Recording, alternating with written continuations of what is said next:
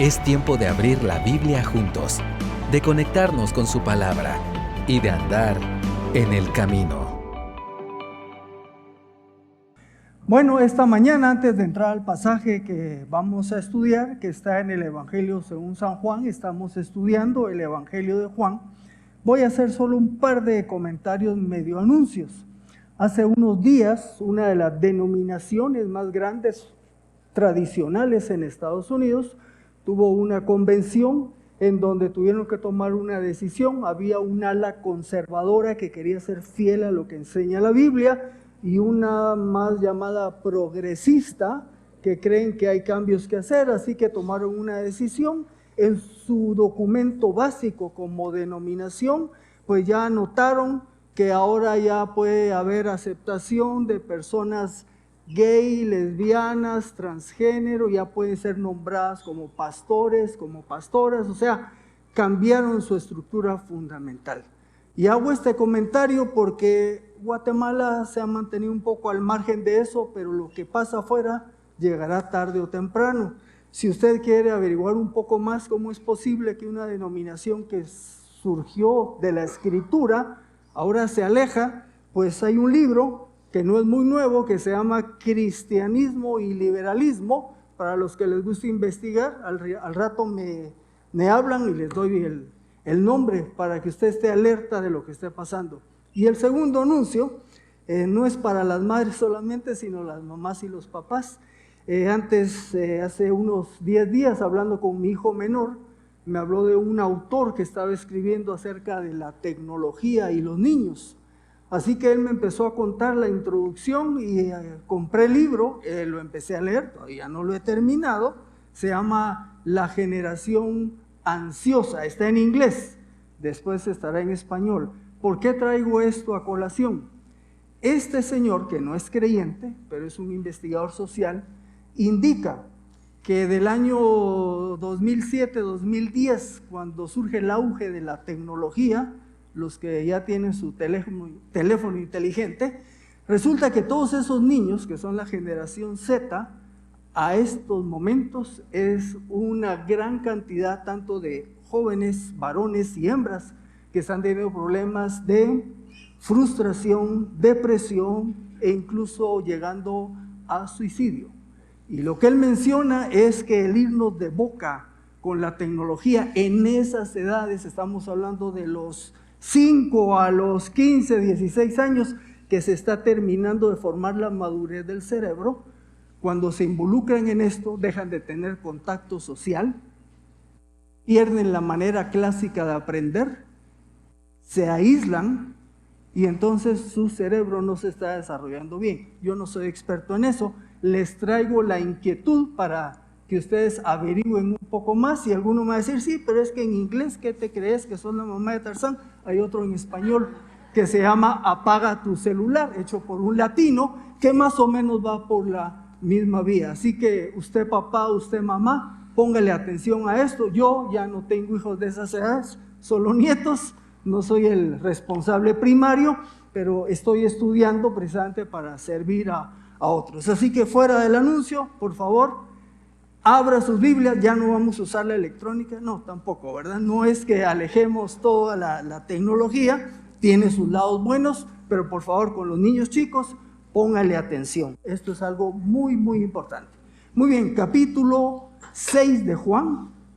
A nosotros nos toca el versículo 16 al 21, aunque lo que vamos a hacer es ver un par de versículos antes. La serie se llama Yo Soy y surge porque en el Evangelio de Juan, en varios pasajes, va a aparecer esta frase expresada por Jesucristo cuando Él dice Yo Soy en distintos momentos. Y ese Yo Soy está relacionado con aquel momento cuando Moisés, allá frente a la zarza ardiente, recibe la comisión de guiar al pueblo a ser liberado de la esclavitud. Y Moisés le dice a Dios, pero si yo voy al pueblo, ¿quién le digo que me manda? Y fue cuando Dios se identifica a sí mismo, cuando dice, yo soy. Diles que yo soy, te envía. Y esa palabra yo soy es lo que hemos oído, y al final va a haber un canto con esa palabra. Cuando ustedes oyen la palabra Yahweh, eso es lo que le dijo Dios a Moisés. Es el tetragramatón, que son 4 consonantes, y que ahora los estudiosos bíblicos encontraron que el sonido más cercano no es Jehová, sino Yahweh. Así que no se asuste cuando de frente usted está oyendo la palabra Yahweh, porque encontraron que es la pronunciación más cercana a lo que en nuestra Biblia 60 dice Jehová. Pero no se preocupe por eso, pero de ahí viene el yo soy. Bueno, así que, pregunta: ¿ha usted estado alguna vez en medio de una tormenta? Puede que sí, puede que no. Cuando era joven, venía en un automóvil Datsun 1971 con mi esposa y mis hijos en edad primaria por Escuintla, y cayó un aguacero súper espantoso con truenos y rayos, y mis hijos se asustaron. Estuvimos en medio de una tormenta.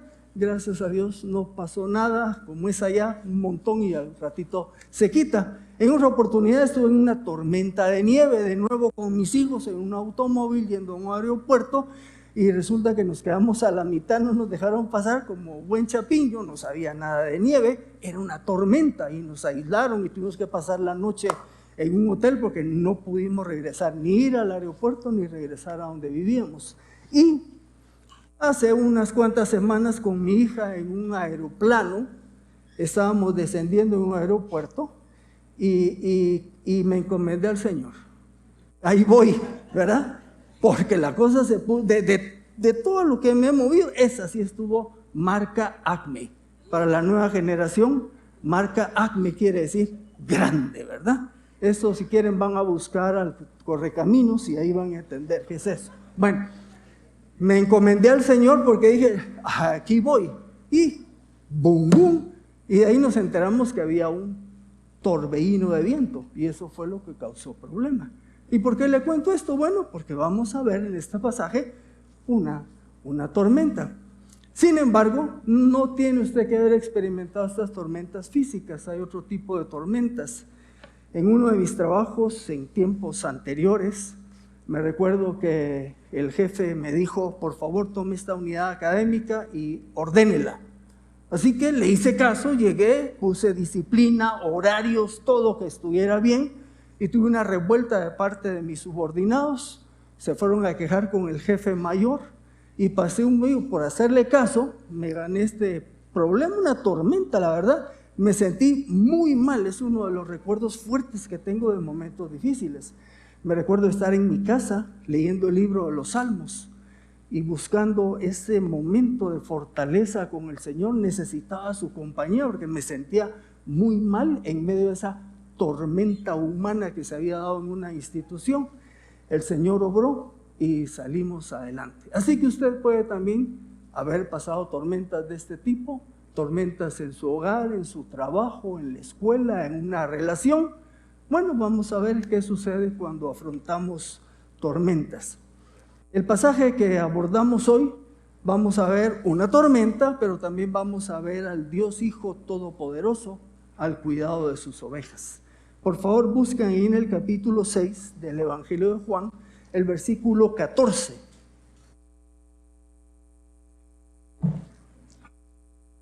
Y es solo para atar el mensaje de la semana pasada. ¿Se recuerdan? La semana pasada Luis nos compartió la alimentación de los 5,000. Y Jesús hizo un milagro extraordinario. Con unos cuantos panes y peces, Él hizo el milagro de multiplicarlos, y podríamos decir un milagro de creación. Porque de eso poquito, Él alimentó a 5,000 varones más sus familias, y los estudiosos dicen que eran tal vez de 15 a 20,000 personas. Y no solo eso, sino que sobraron como 12 cestas todavía de comida. Así que, habiendo sucedido esto, dice el versículo 14, entonces los hombres vieron la señal que Jesús había hecho y decían, verdaderamente este es el profeta que ha de venir al mundo. Y Luis nos explicó que se refería al profeta que hablaba Moisés allá en el Pentateuco, y cómo ese profeta también vislumbraba su futuro al mismo Señor Jesucristo. Uno que como Moisés satisfizo las necesidades del pueblo, Dios les proveyó el maná, pues habría un profeta que haría lo mismo, y aquí estamos viendo a Jesucristo proveyendo alimento. Y eso lo que le enseña a la gente en ese momento es que Jesucristo obviamente es Dios. Así que ante esto Jesucristo se da cuenta y dice el versículo 15: como Jesús entendió que iban a venir a tomarlo por la fuerza y hacerlo rey, y múltiples veces en el Evangelio de Juan dice, pero aún no había llegado su hora, y aunque aquí no lo dice, por esa razón no era ese el momento. Él tenía un plan, venía con un propósito, y entonces dice que Jesús se retiró de nuevo al monte él solo. Los voy a invitar a que oremos, pero no voy a orar yo solamente, sino que vamos a inclinar nuestro rostro, cerrar nuestros ojos, y usted dígale a Dios esta mañana: Señor, enséñame a través de tu palabra, y encomiéndese usted para que Él obre en su vida. Un tiempo de silencio y ore, por favor.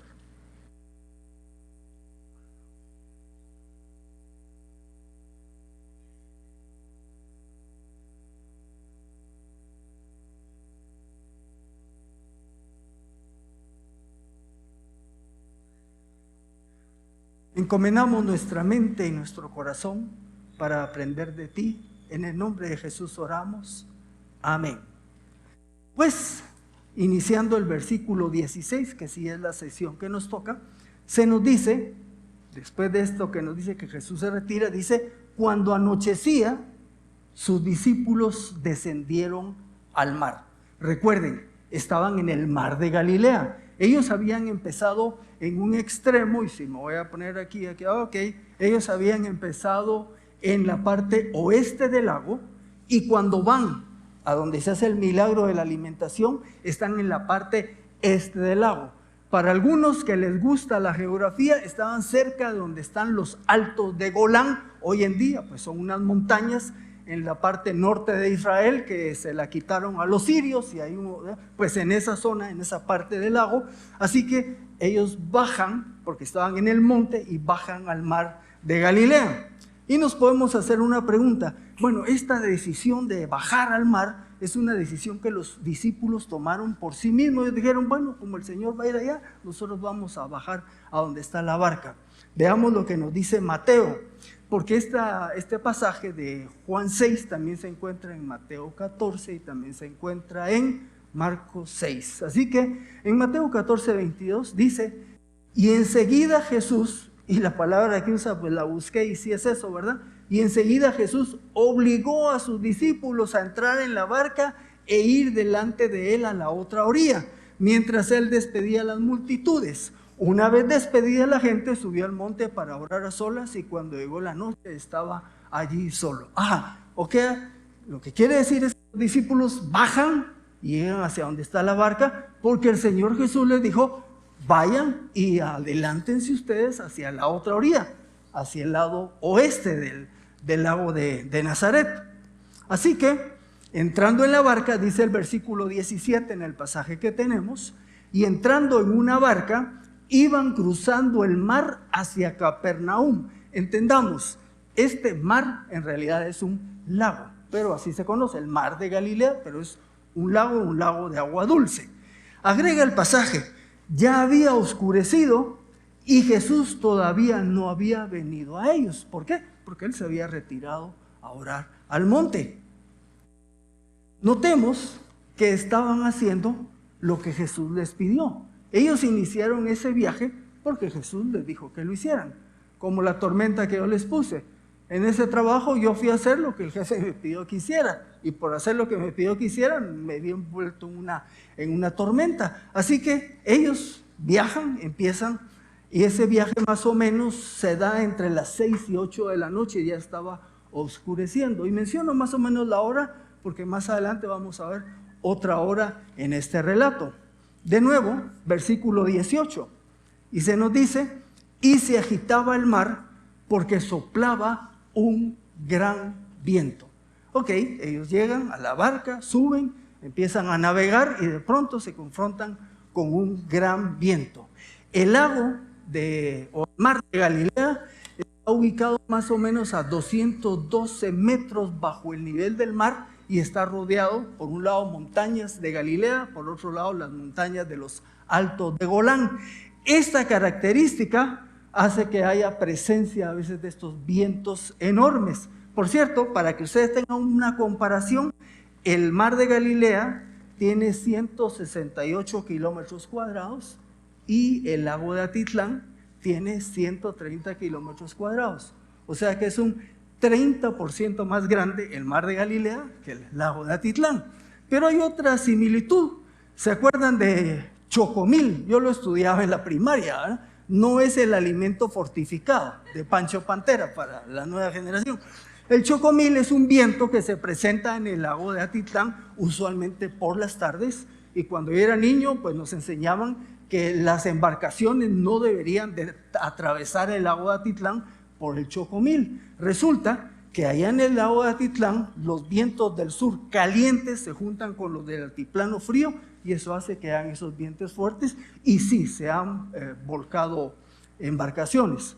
Tuve un vecino, un patojo del barrio, que se quedó huérfano. Sus papás, él andaba de viaje en Estados Unidos, el papá gringo, la mamá guatemalteca, andaba la familia en un barco ahí en el lago de Atitlán y los volcó el chocomil y fallecieron, no por el volcamiento, sino por hipotermia, por lo frío fallecieron y él quedó huérfano. Así que sí es una realidad, puede ser peligroso. Bueno, entonces el mar de Galilea ahí recibía vientos que venían del Mediterráneo, se juntaban con los vientos de los Altos de Golán y de pronto se armaban esas revueltas de aire, y es la situación en la que se encuentran los discípulos.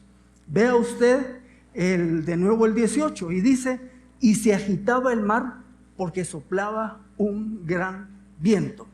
Marcos 6:48 anota: ellos, los discípulos, se fatigaban remando porque el viento les era contrario. Ellos estaban viajando hacia el oeste, pero el viento viene del oeste al este, o sea, iban en contra del viento. Y por supuesto no podían poner una su velita, porque con ese viento no se puede, iban remando. Bueno, ¿por qué? Hay una pregunta. ¿Por qué estaban experimentando esta difícil situación si estaban haciendo lo que el Señor les había ordenado? Porque uno diría, bueno, pero si Él nos mandó, ¿por qué estamos en medio de estas circunstancias? Estamos haciendo lo que Él nos dijo que hiciéramos. La respuesta que yo anoté fue: estaban siendo entrenados.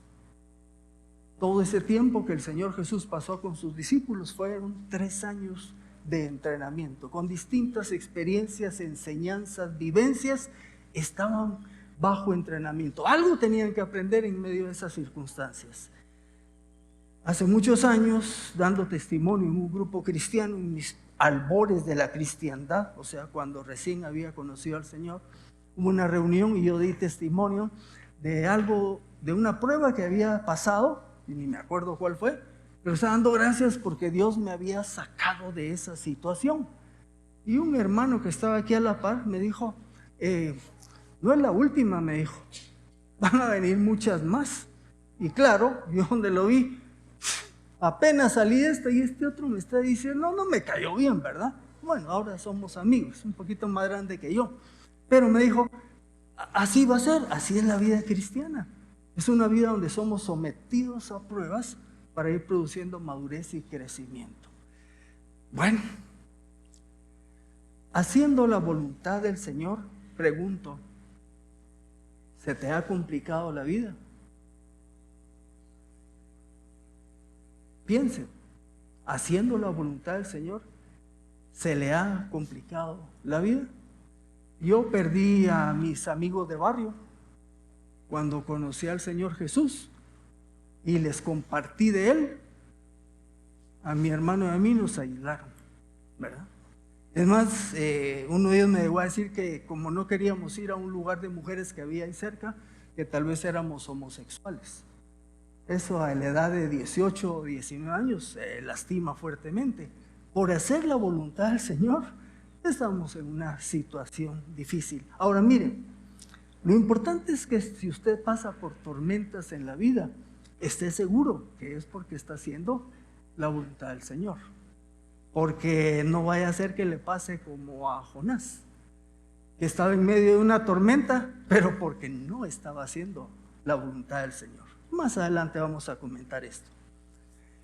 Nos dice Marcos 6:48, hablando de Jesús, dice que él estaba viendo que ellos se fatigaban remando porque el viento les era contrario a la madrugada, a la cuarta vigilia, dice la Reina Valera 60, quiere decir que eran como entre las 3 y 6 de la mañana.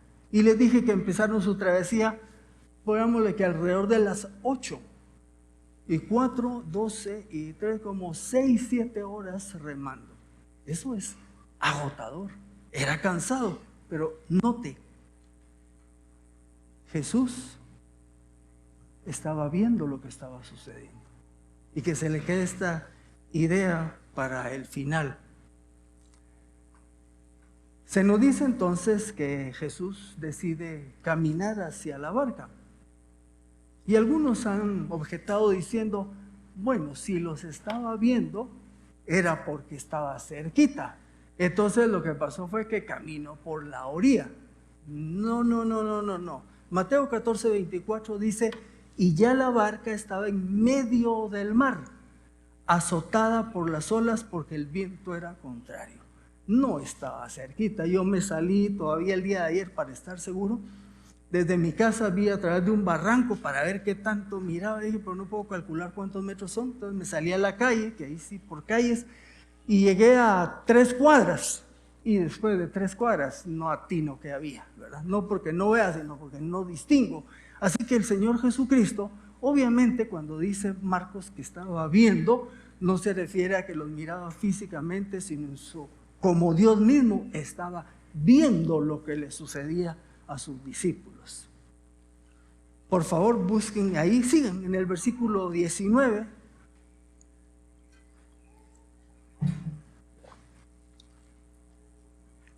Entonces, cuando habían remado como 5 o 6 kilómetros, su Reina Valera va a hablar de estadios, ¿verdad? Cuando habían remado como 5 o 6 kilómetros, estaban lejos. Vieron a Jesús caminando sobre el mar y acercándose a la barca y tuvieron miedo.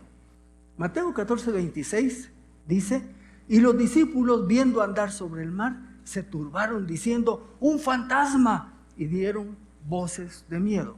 Quiero acotar que no estaban ellos amedrentados como aquella vez que iban en la barca con Jesús y que ya sentían que se morían.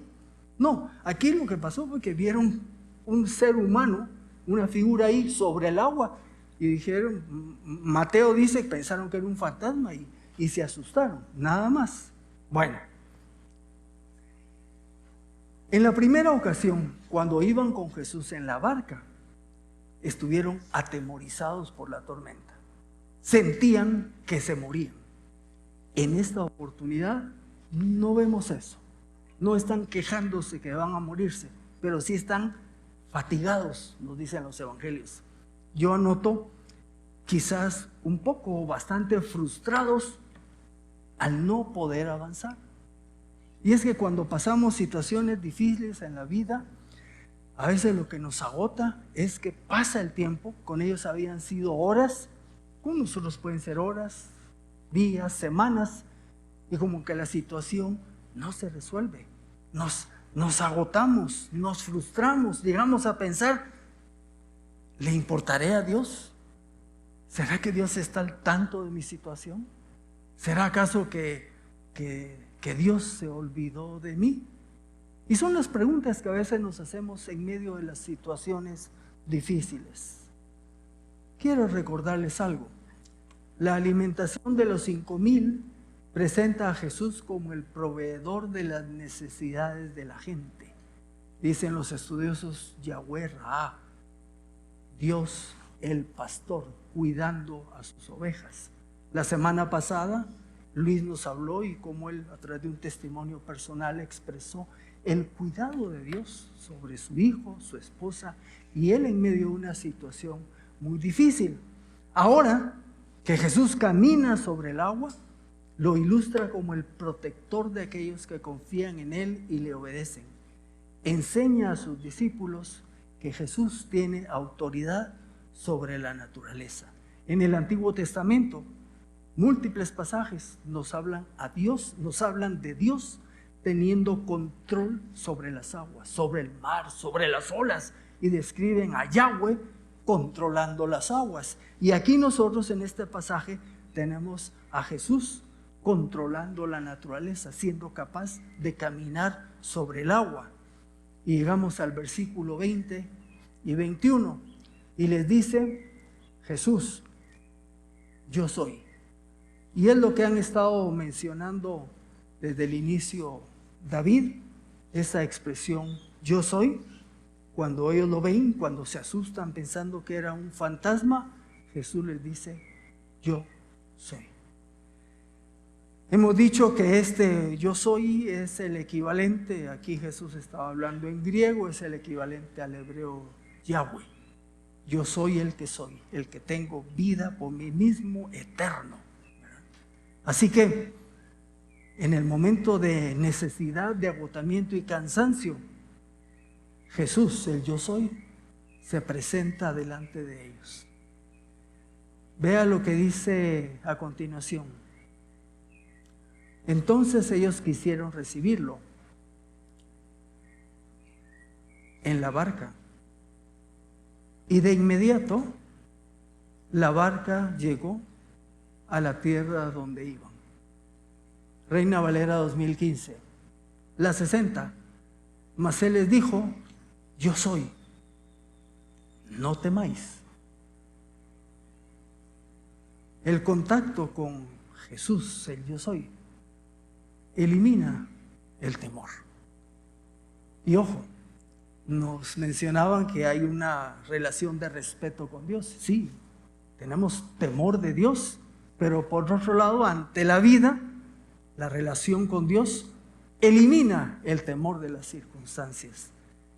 Y dice la Reina Valera 60, entonces, con gusto le recibieron en la barca, la cual llegó enseguida a la tierra donde iba.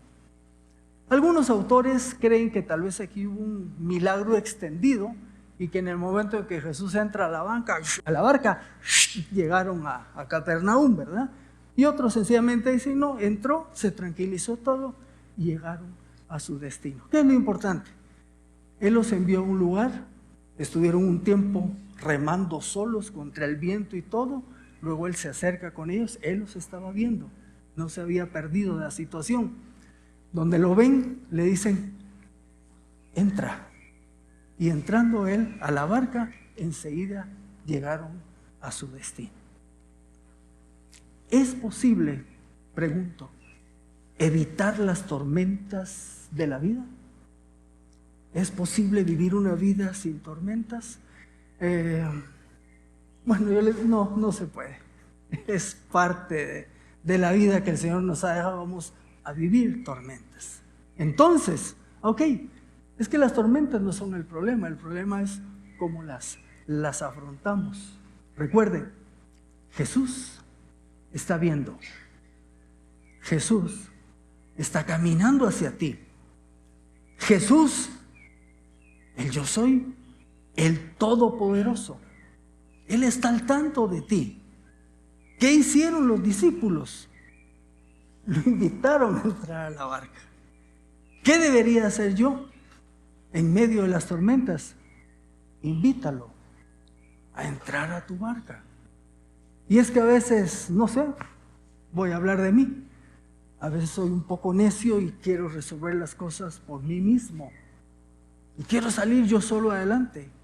Y se me olvidan enseñanzas como estas, que solo le digo, Señor Jesús, ven conmigo. Y entonces llego a mi destino.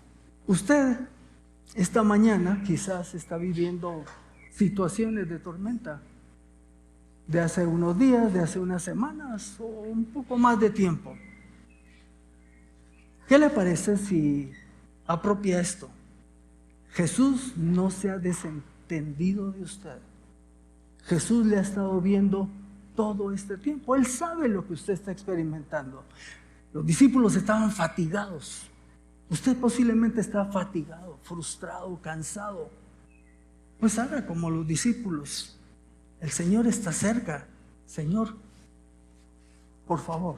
Y no estoy hablando de aceptar a Cristo en su vida. Estoy hablando de que Él le acompañe en medio de esta situación para que Él le lleve victoriosamente a su vida.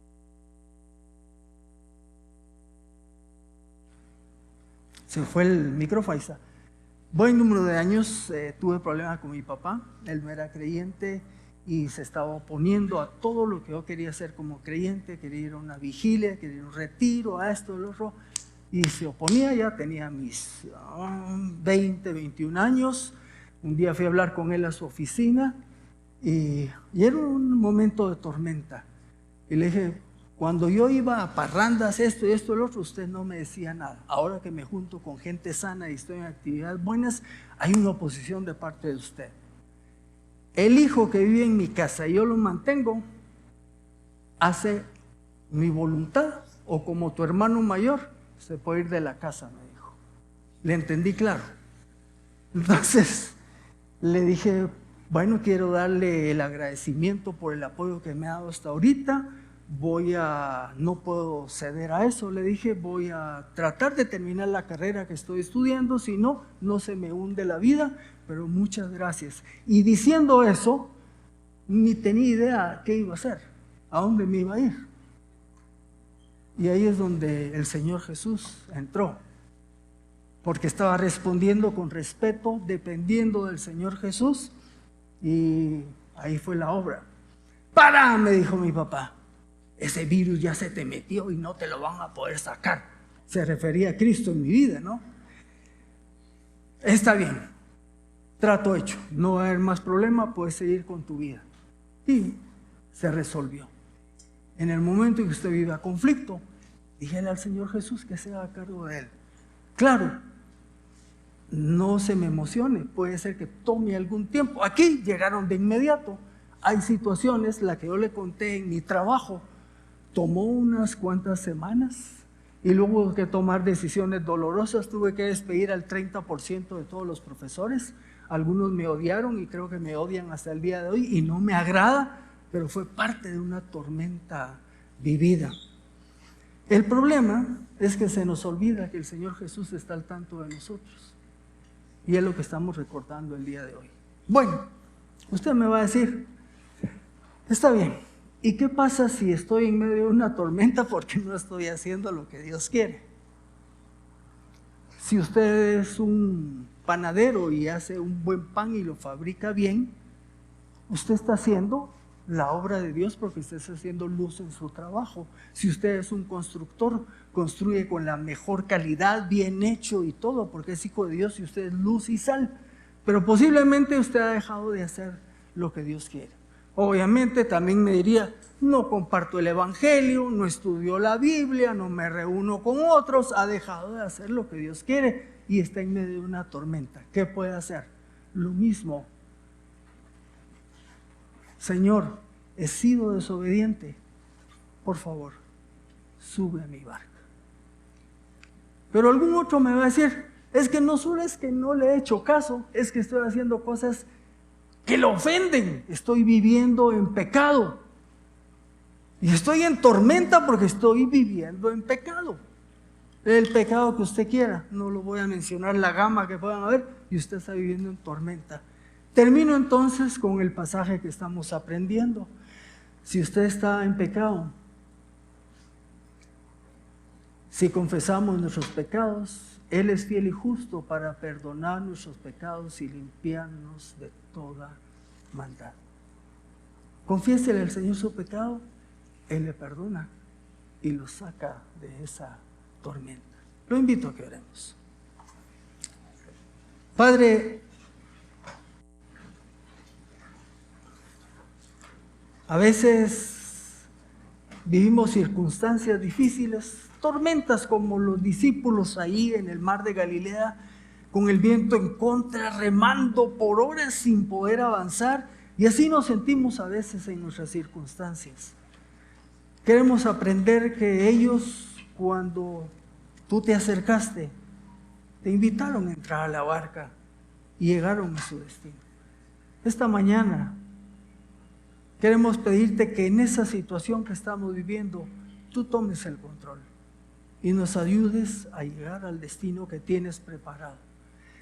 Si hemos estado desobedeciendo tus instrucciones, te invitamos a que camines con nosotros para que tú dirijas nuestra barca y hagamos tu voluntad. Y Padre, si hemos estado ofendiéndote con nuestra vida, nuestros pensamientos, nuestros actos, pecando, confesamos que somos pecadores y nos acercamos a ti para que nos limpies de toda maldad y restaures nuestra comunión contigo, y entonces vivamos de acuerdo a tu voluntad. En el nombre del Señor Jesús oramos. Amén. Gracias por acompañarnos hoy. Esperamos que vuelvas y sigas conectado con la palabra. También te invitamos a que nos sigas en nuestras redes sociales. Hasta pronto.